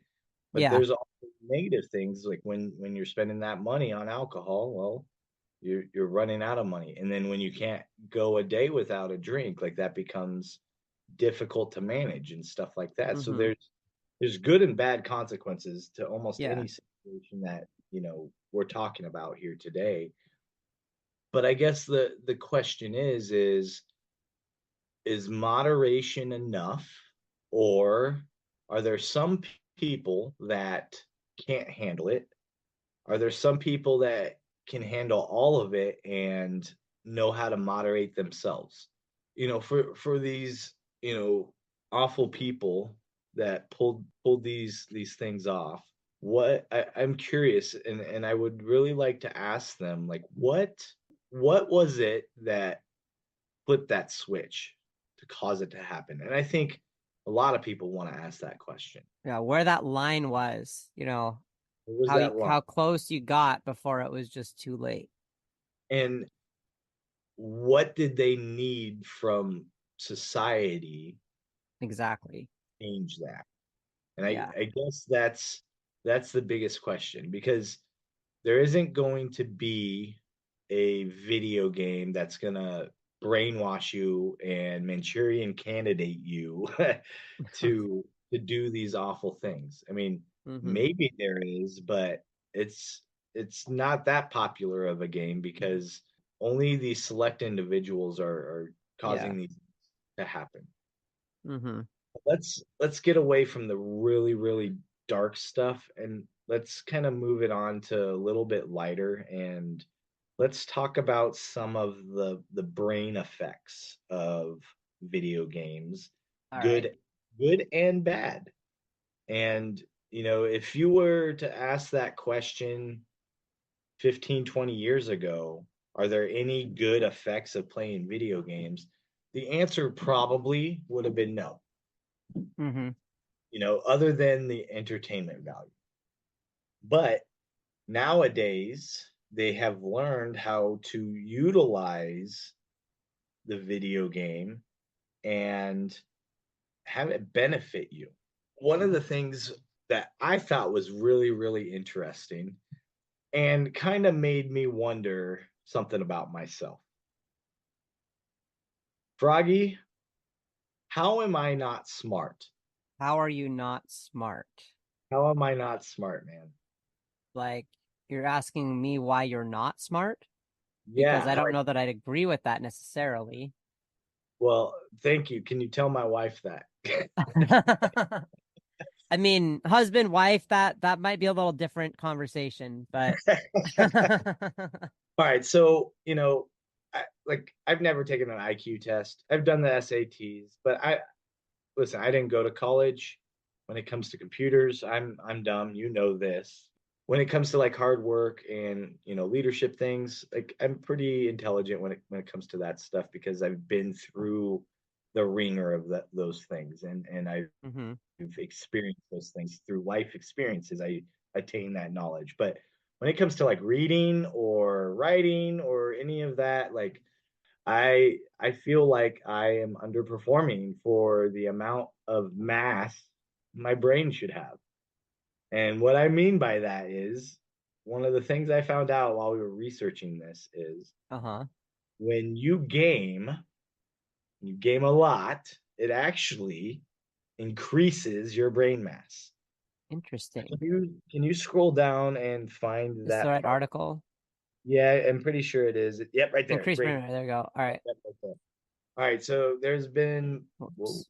much research has been done to show that video games impact brain plasticity, your brain's ability to change in response to learning, through the use of additional control and reward processing. The idea here is that the more you're able to direct attention toward a certain task, the more stimulated you are by completing the task. From there, you can then move on to your more complicated tasks. This is especially important when you consider what your brain's gray matter, the outermost layer of your brain, contains billions of neurons and is responsible for controlling your movement, retaining your memories, and regulating your emotions. Essentially, the more you learn, the more your brain can adapt. Like stimulants, video gaming can increase gray matter in the brain, says Dr. Manos. Gray matter provides interconnectivity and allows parts of your brain to communicate with other parts of your brain and advance your self perception. So, again, Hmm. Froggy, I've been playing games almost my whole life. Why am I not smarter, man? But what I will say is like I have become very skilled at when it comes to like organizing, when it comes to like easy math, when it comes to like selling and buying things, when it comes to like problem solving and becoming patient when the answer is not there right away. And those are skills I learned from gaming. I've also learned some other skills. I've learned how to cuss up a storm. I've learned how to not quit after you lose a game that it has no importance whatsoever. If those of you know what I'm talking about, it's called rage quitting. I've done it numerous times. As Mm-hmm. I've grown older, though, I've learned like, why am I doing that? Like, what is the importance of quitting all pissed off like that, right? It's a game, right? It seems that the connection between people who play goalie in the NHL video game and rage quitting is a very strong tie, much more so than the people that are on the ice. That is one thing I've noticed. And is that because the goalies don't get the satisfaction or the dopamine, you get an assist or an actual goal? I mean, it could be, but it is. I seems like it's always more often than not, it's one of the goalies that gives up, and then it like for those of you who don't know in NHL when you're playing online, if you're playing Chell, the game mode where you only play as your player, if your goalie leaves the game, you get the loss and the game's over, even if you're ahead in the game. So many times a goalie will get upset and leave, and that angers the entire team because you either lost a game you were winning or you lost your chance to come back in a game that you were losing. And that very well could be part of that because maybe they don't get as much of a dopamine hit when they make a big save as we do when we score a goal or get an assist or make a big play. They see less of the puck. They have less time that they're involved in the game comparatively. Maybe that's part of it. I don't know the answer, but it's interesting to think about. Well, and in real life hockey, they always say goalies are the weird ones, right? Yep, And that's something you hear all the time. you almost have to be because like you don't get that I helped win feel. You get that, man, I helped them lose feel most of the time because you're Yeah. the one that put the goals in and you aren't responsible forgetting any of the goals. Yeah, So that's a good point. that there's an imbalance, I think, with the good feels and the bad feels. And honestly, like that's one thing you kind of noticed over the past years. If you listen to like the chats or the party channels when people are talking to a goalie, the goalie is the most complimented player in the game. Every save a Oh goalie makes yeah, is a pretty great much. save, Yeah. right? And Oh the yeah. reason, like, it's literally like we've evolved to this because back in the day it was the goalie was crap, the goalie was crap, and then the goalie would leave and then everybody would be affected by it, right? Yep. And now you're starting to see, like, you better be grateful for your goalie because like your game is in their hands, and if they feel Hmm. like crap because you're treating them like crap, they're gonna leave. Yep. And like honestly, like isn't shouldn't that be the mentality of how humans treat humans anyways? Like I if you mean, treat it other should. humans like Yeah. crap, bad things are going to happen. If you treat Yeah. them with respect and gratitude, good things are going to happen. So, like, Hmm. for those of you listening, please take that advice and run with it because I try to live by that. And I try to realize that whatever somebody is angry about at me, most likely there's other things that's fueling that fire that is allowing them to act that way. They're And, going through something. if you're going to go back with the same energy, nothing good's going to come of it. Go back at them with good energy or no energy. It's okay to have no energy and just ignore it. But, what we're talking about here is how our society is evolving. And this is proof that we can change. In this NHL game that we're talking about, the whole community has changed in how they treat goalies. And it's because there's a need for goalies, and they realized when you just treat them like crap, it no good comes of it. Now, is it still toxic? Oh, oh yeah. Yeah. It's very, very toxic, and there's no accountability for the most part, other than you can report them, their names can get banned or whatever. But it's a rough place to play, and we've talked it in the past on our previous episode, like how we kind of deal with that, Froggy, and we find like the good people, right? And Oh we yeah. stick, we don't let them go. Like, we have a team now in a hockey league, and it's everybody that's in it. I was playing with before, and we're on my list. If they weren't on mine, they were on somebody's list that I trusted to bring in. And I will tell you, this has been the most fun I've had playing in a league because it's everybody I know, and we're all good-hearted people. We want to have fun. Yes, we want to win, but we don't take things personally. And take that in life. Like, want to win. If you fail, all right, just dust off and do it again. And don't take things personally. When people criticize nowadays, we don't take it as criticism. We get defensive and we want to fight. We want to argue. We want to prove we're right. And I'm just as guilty of this. But ultimately, if we can evolve in treating goalies with respect, I truly believe we can evolve into treating all humans with respect. And some of us are going to have to, well, a lot of us are going to have to get rid of that chip on our shoulder, or sacrifice and compromise and respect other people's beliefs and opinions and stuff like that. And I think video games have honestly allowed a lot of that to happen. I mean, Frog, how many different types of people have you played with? Good, toxic, and positive. Oh, I tons. I mean, you think about every kind of person you can think of that you've met in your life, and I've probably run into them on the game, from people who are all spectrums of mental illness and health to all spectrums of even physical disability to completely healthy and everywhere in between. I met someone just recently who was telling me about their traumatic brain injury and the situation where they should have died and they survived, and they were talking about that experience, and it was actually on my stream, and he was sharing this like crazy life experience and why he's grateful for this second chance and what he's doing with it and all this stuff right there live on my stream while we're sitting there playing this NHL game with a random person that I'd never met, 10 minutes before. So it's pretty incredible. Just if you kind of stick to the people that you start meeting that are not negative and toxic and angry all the time, it's kind of amazing the kind of experiences you can start having that you wouldn't expect.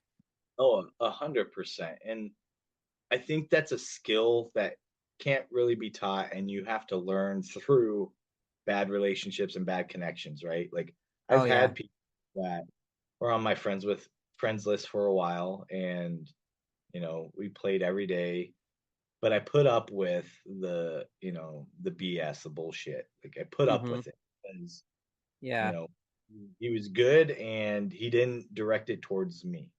And you didn't have anyone else to play with, maybe, so you're like, well, at least someone's here that'll play. Yeah, I exactly. fell into that a lot. I was like, if I didn't know very many people and I really wanted to play a game or I wanted to do something and it was more fun with other people or it worked better, I put up with a lot. I did that for years, like for whatever game or thing that I was involved in, because at least I was able to, it was like this, at least I am communicating with someone. At least I'm doing this with someone. At least someone's playing with me, that kind of a mindset. And it took a long time to get out of that. And there's probably still times I'm find myself kind of going back to that, but you know, it's been really helpful with this league team, especially with NHL in particular, with, meeting Hippie and then meeting you guys and then kind of just sticking to that. It's like you said, it's been one of the most fun hockey experiences I've had in the game in a long time. Yeah, and we really don't take things personally. Nobody on the team does. If we win, we're elated. If we lose, we want to do better. There might be murmurings of, oh, this person messed this game up or whatever, right? Like I think Mm-hmm. in life, like that's going to happen. And Yeah. what I always try to do is bring bring to light like the good things that they do, and bring to light why we're all here, and why we're in this league together, and why we're doing what we're doing. And it's listen, I feel like I'm good at the game, but I ain't no Wayne Gretzky on the joysticks, man. Like You're not I no hippie. Oh, just kidding. ain't no hippie. No, exactly. I ain't no hippie.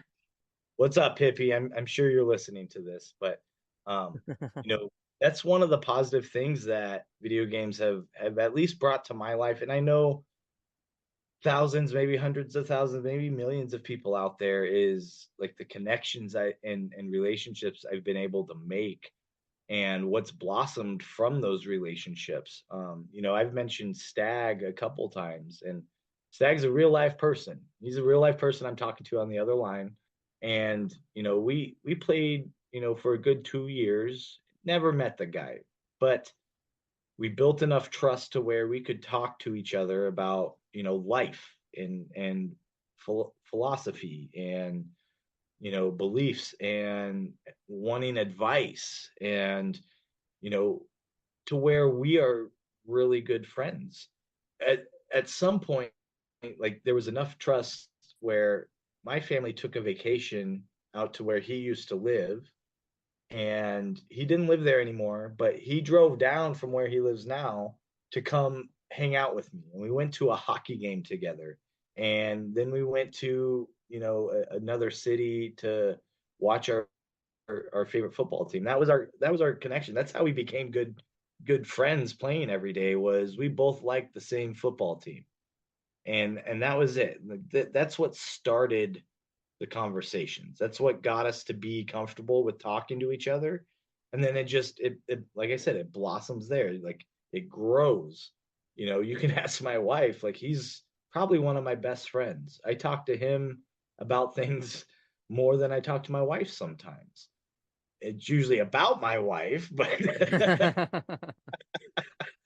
but it's like even in real life, like you need somebody like that to be able to be real with and not feel judged and feel like they have the best intentions for you with whatever advice they give you. And I get that from a lot of people that I've met literally just online. And it gets such a bad rap, and you've heard all of these scams like catfishing and taking money for these like gift card things that I'll get notices for, stuff like that. Like, Oh yes, yeah. there are scams out there, and there are people that are trying to take advantage of you and trying to troll you, trying to hurt you. And you kind of have to be cautious, and you have to kind of worry about who you bring into your circle. Because I've had friends that I played with a lot on this end, and I played with a lot on this other end, different group of friends. Try to get them together, and they hate each other, and it's because their personalities don't click, and they're just very egomaniacs and stuff like that. That happens. You know, I'm not that way. Like I want to be friends with everybody. I want to be able to love everybody. But some people just don't want that. And that's cool. That's you. Do you. But you're not going to be in my circle. Froggy, you're in my circle. Hippies in my circle. Stags in my circle. Like, and there's many, many, many, many more. And that would have never happened if it wasn't for video games. And the reason I know this is because you guys live thousands of miles away from me, Yeah. and that's huge. And now it's in everything. Like that connection is isn't just in video games. Like I remember when online gaming first happened, Xbox Live, Ghost Recon, playing that all the time, being able to voice communicate with somebody on the video game with me. That was a monumental change of the game, pardon my Yeah, it was pun. Like crazy. that was huge. Like before then it was just chat rooms. If the games even had that, back then, or it was like if you played, if there was an online thing, it was like you just kind of had to guess and hope that you knew what the other person was trying to do, or whatever. But When it comes to like some of the positive things, like some of these really important relationships in my life were built on the basis of playing a video game. And I think you can kind of take that back before video games were invented. You know, what did like the kids bond over? What did people bond over? If it wasn't Pogs, Pogs, well, I think video games were out when Pogs were out. uh, Pokemon cards, Pogs, I don't know. But you're right. Stuff we did when I was like in school when I was younger. They were games, right? Yeah, games or yeah, or And that's Foursquare, tetherball, chess, yeah, baseball, playing catch, sports. Yep. finding sticks and hitting each other with it. Like, you know, Yep. I'm serious. Like I did that when I was a kid. Yeah, Like, we sword fought with sticks and stuff that we found. yeah, my mom forced me to go outside. Like she was one of those parents that said, "Nope, you played video games too long. You're going outside and you're gonna go play." And Mm-hmm. I was forced to find something else to do that entertained me. And the closest thing I had was a stick and a neighbor. One of us was Shredder and one of us was Leonardo, and Shredder always lost. So usually that was when somebody got hurt, right? Like, Yep. well, but we always bond through these games, these fun activities, right? Mm-hmm. But that's always just like the beginning part. What that's the planting of the seed. Where it all grows is, the communication through that platform or through that atmosphere or ecosystem. So if you're around video games a lot and you're a gamer like I am and you are, we're probably going to meet a lot of friends through that platform. Mm-hmm. If we're somebody that likes to go hiking, you're going to find more friends that do that thing, that go hiking. If you're a camper, you're going to find friends that like to go camping, right? Yep. And that's Definitely. just kind of a natural thing. Now, the difference with that is in video games makes it very easy to connect you with random people to see if that's going to work, right? Yeah. And the problem with connecting with random people, as you and I know, Froggy, random people on Shell, a lot of them are toxic. Yep. A lot of them are anonymous and feel like that gives them a right to do and say whatever they want. I mean, Like, just today, that guy that yeah, joined our party that I told you that about, guy, this yes. guy's joined my group twice when Hippie was in there. He just starts screaming the N word and all these terrible, horrible, horrific things, and he just randomly shows up again today. And it's like I've tried to block him and all this stuff. I don't even honestly know where he came from. He just starts joining the party and saying all this stuff, and it's like, you run into that sometimes, unfortunately. Well, and honestly, like that's a negative effect of it because there is no accountability with it, right?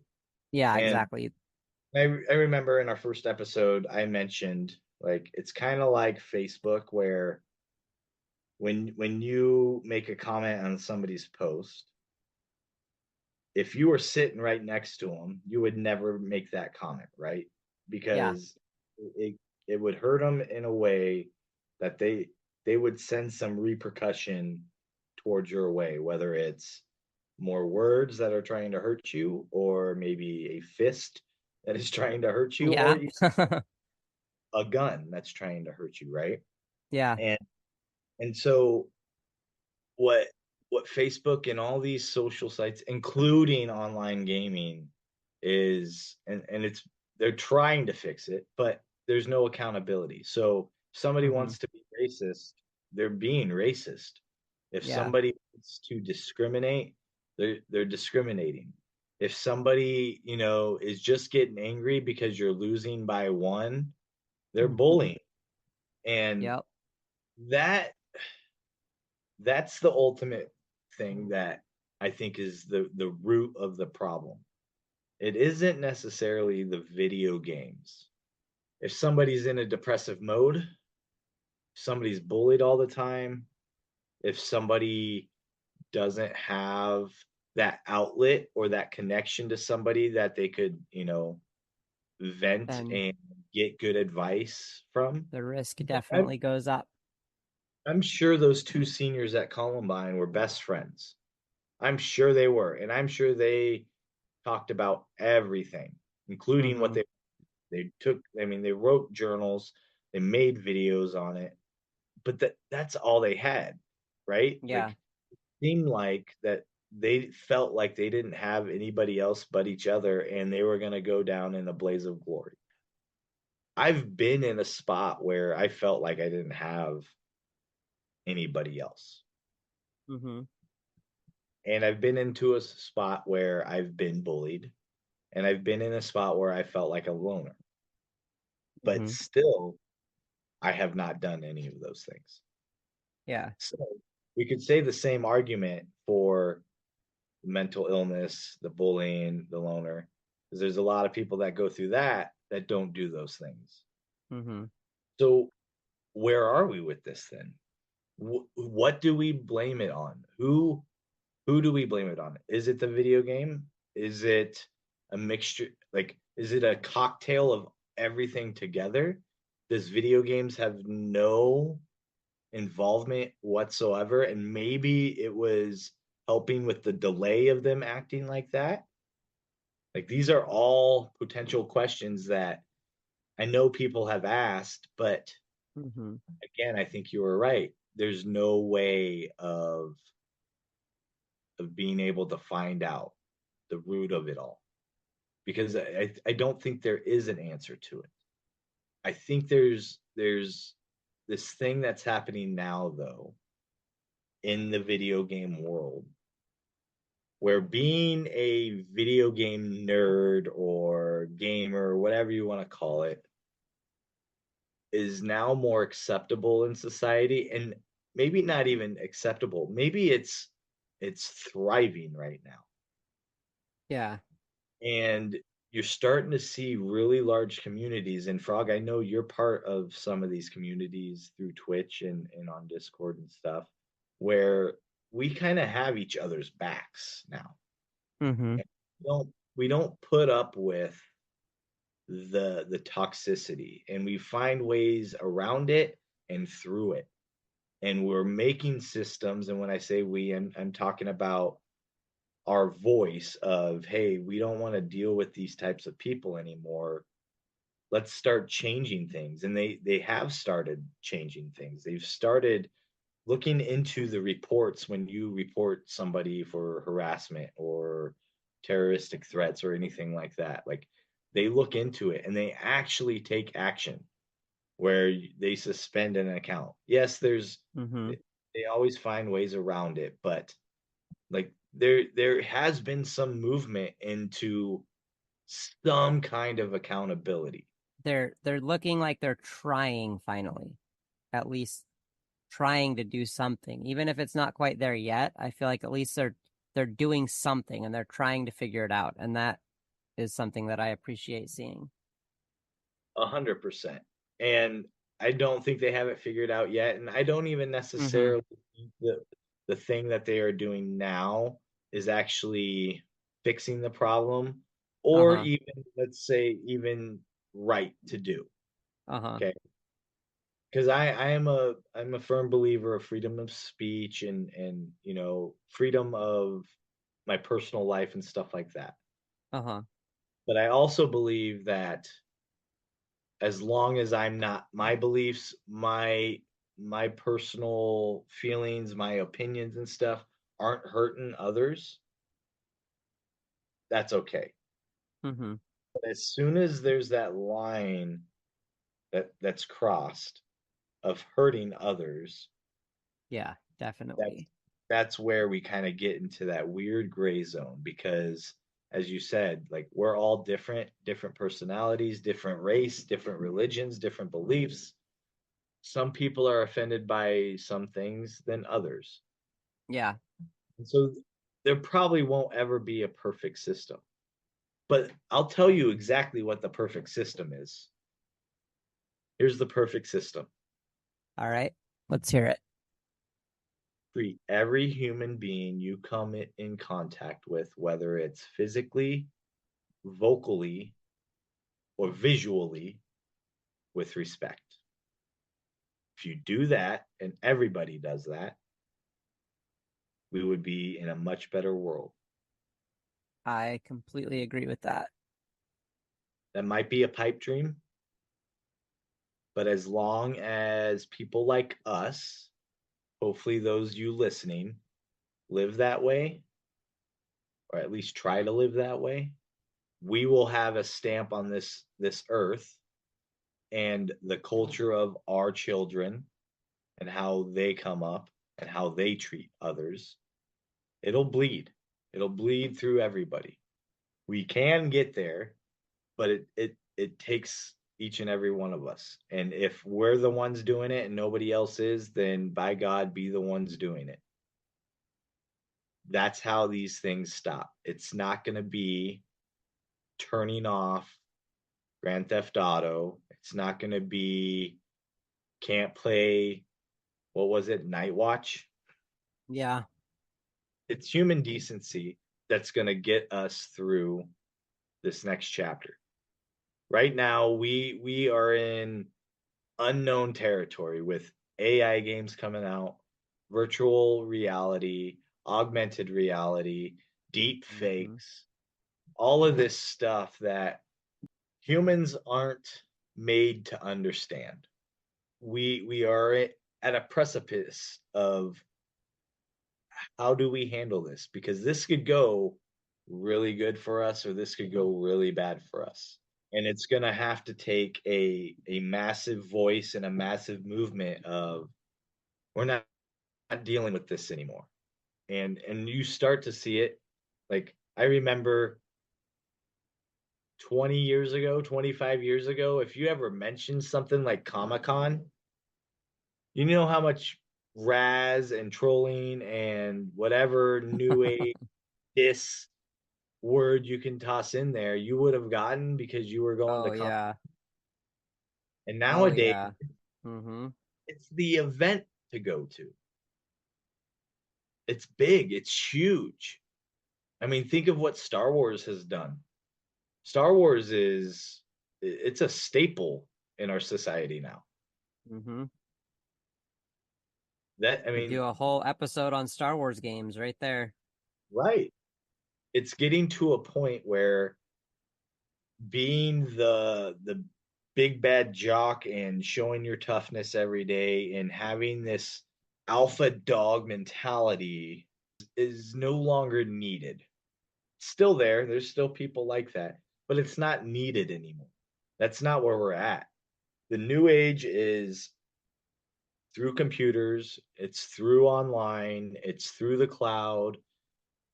I mean, most all of our communication has been through online. Making this whole podcast online. Mm-hmm. Our planning has been online. And it's only going to get crazier. I mean, some of the robots they have coming out, some of the AI programs they have already. I mean, Oh where are yeah. we at in 10 years, man? I like Like the I'm AI done. rabbit. Yeah, right. We're Look up the R1 if you want to see something crazy. And that's just the first cheapest one they've got. It's just gonna get crazier from there. well, and now those like neural implants. Like Neuralink, like we're Elon gonna be Musk. living in cyberpunk here in 10 years, bro. Like we're Yep. gonna I have mean, they've already bionic. got human people that have got it implanted. They've already done human tests. Like Did it's already Elon get happening. his in? I know Elon wanted one. Did he get his put in? I don't I have theories that it may have happened a long time ago, but I mean, publicly, I don't know if he said if he I, has or not. But I they like did publicly say that human testing has started and has begun with it. because Elon, he's a weird guy, very odd man, and I so think he'd it be really interesting to interview and just like off the record, just like have a chat with him. Get a drink or have a dinner with him or something. Just kind of pick his brain and see what kinds of things he'd be willing to share with you. I just think he'd be really interesting to hear his take on some things. well, I know he's been on Joe Rogan, and that was a wild episode. I mean, he spoke pot on Joe Rogan, and he Oh, like did he? yeah, and like I guess like all everybody on the board wanted to boot him, and it was a big deal. But this, I mean, it was legal where he was at, and Yeah. so, but that's neither here nor there. But I think you're right.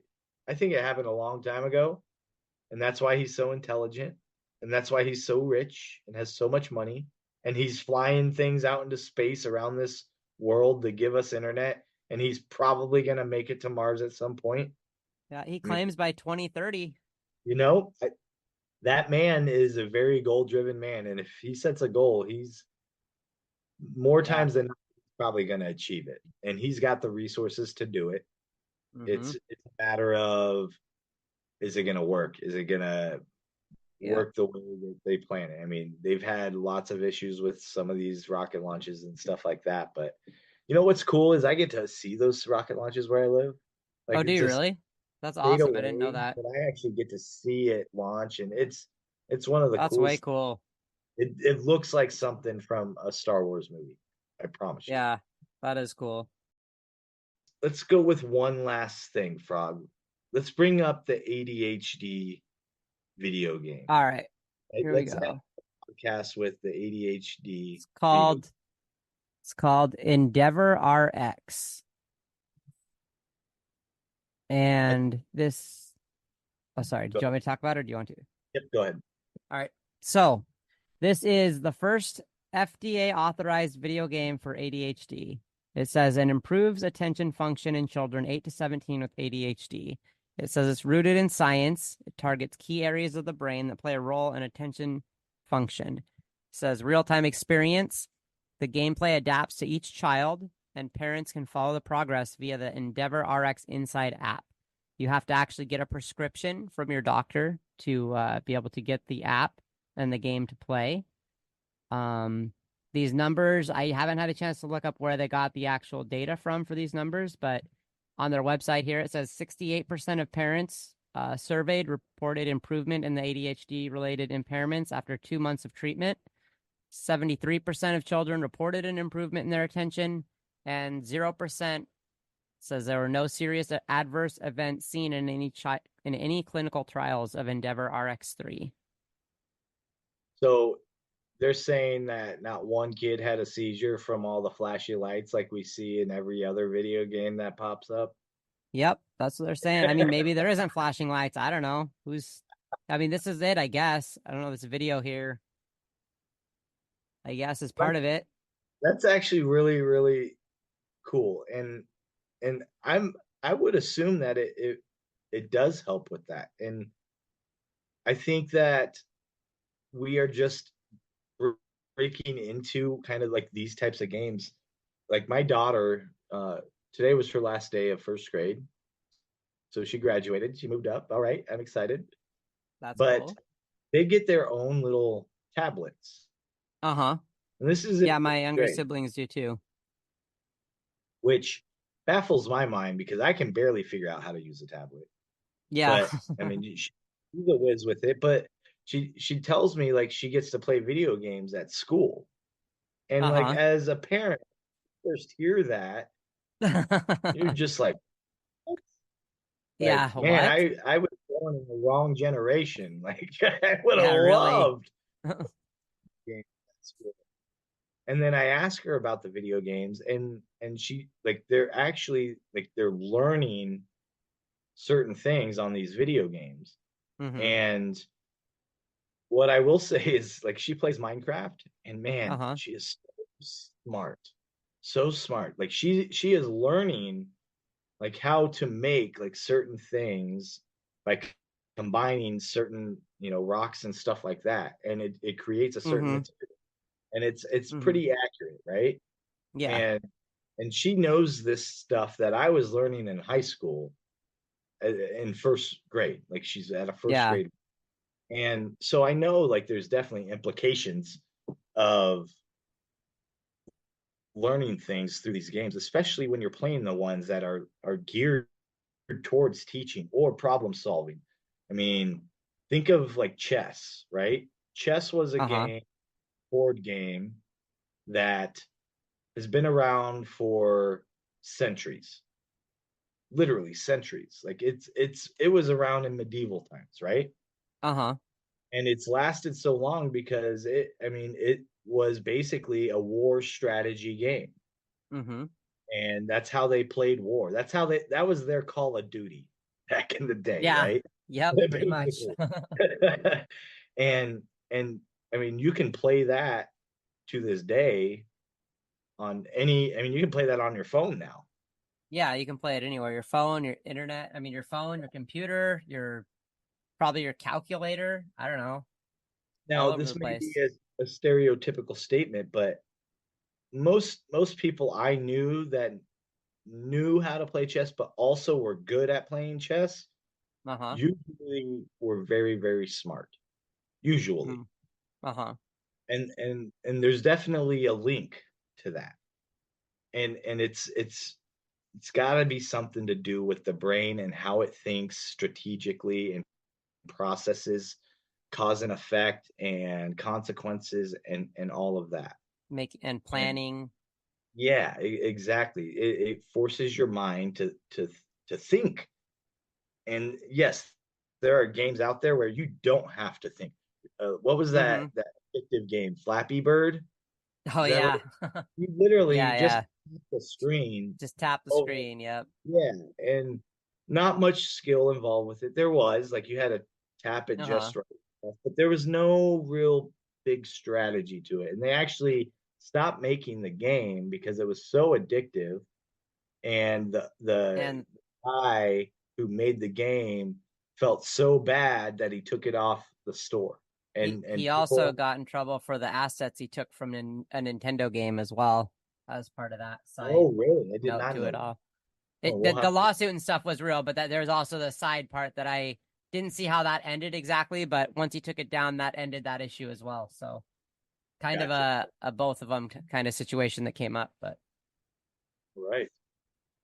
So I think they're on the right track and they're starting to implement it, and they're getting away from the negative uh perception of video games. Our society is starting to evolve into seeing like the positives of it, and they're Mm-hmm. starting to implement the positives of it, which Yeah. I think is a great thing that is happening. Yeah, I think And that's an important part of it. it's a matter of time where we put on our headsets and it's going to be like Ready Player One, where we feel like we're there and we are watching a movie at a theater, living thousands of miles away, and it's there. I mean, Let's just hope it's not quite like Wally. Let's hope it yeah. doesn't get to that part. Well, you know, have you seen Idiocracy? Yeah, I've seen that. You haven't seen that? Okay, Mm-mm. so it's it it's a funny movie. You should definitely take. It's not one of the greatest movies on the planet, Uh-huh. but it's got some like realistic takes on how we are going to be as human beings in the future. And Oh, there's okay.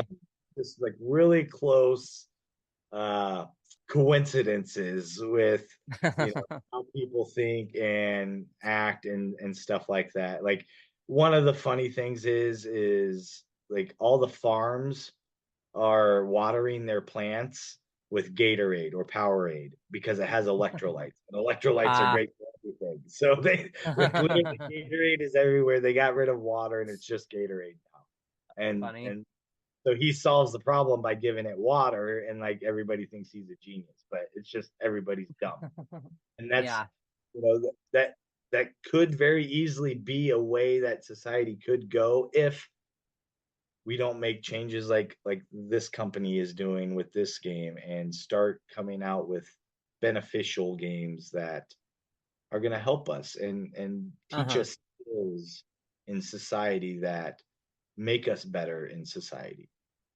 So, in closing, we need to talk about what we just kind of went over. And it was a lot. But ultimately, there is no right or wrong answer.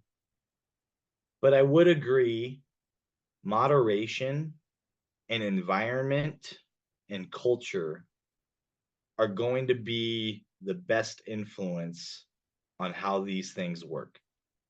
So if you're in a good environment, if you have good moderation, if you have good accountability for yourself or others for you, the chances of video games being a negative influence are dropped. And this is again in my opinion. I don't know what happened with those kids other than they said they were bullied, they were loners, they felt like they were out of place, and that seems to be a repetitive thing. I don't know if that's the cause, but I do know when you are depressed, when you are bullied, when you are struggling with mental illness, I know video games are probably an escape more than trying to plan out what crazy thing you're going to do next, in my opinion. Froggy, can you kind of close us out with what you think about everything we've talked about? Yeah, I think that something I kind of kept thinking about over and over while you were talking about things tonight, and then when I was talking about some other things, just kind of thinking about where we are going over is that I think it's important to remember that in this life in general, we're all free to choose the actions that we take, but the consequences of those actions aren't for us to decide. So I Well, think it's really important for us to remember that those people on video games, those people on the internet, those people on the other side of the computer screen are real and they have feelings, they have families, they have situations going on that we don't know or understand. And I think it's just important to remember that, let's just treat them like they're people, treat them like we're standing right there, treat them how we want to be treated. And I think we can start to make the world a better place. couldn't agree with you more, man. That was some very bright words from a very bright man. Um, Everybody, please take that to heart and put it in your life. I promise you, you will have great success in all your relationships and connections. All right, that that is it for episode 2, the Nitty Gritty. We hope you guys enjoyed it. I know it was a little dark, but that's what we do here. We talk about all the subjects and cultural influences video games have, and that does include some of the sad stuff. It includes some of the great stuff too. We talked about, some friendships we made. Me and Froggy have become really good friends. Made lots of friends outside of that. Also talked about some horrific things that have happened. But just like in video games, in your daily life, if you treat each other with respect, you're going to probably receive some respect. So let's go out there, make the world a better place, and treat each other with respect. All right, so I am Tribal Gamer. He is Frogman.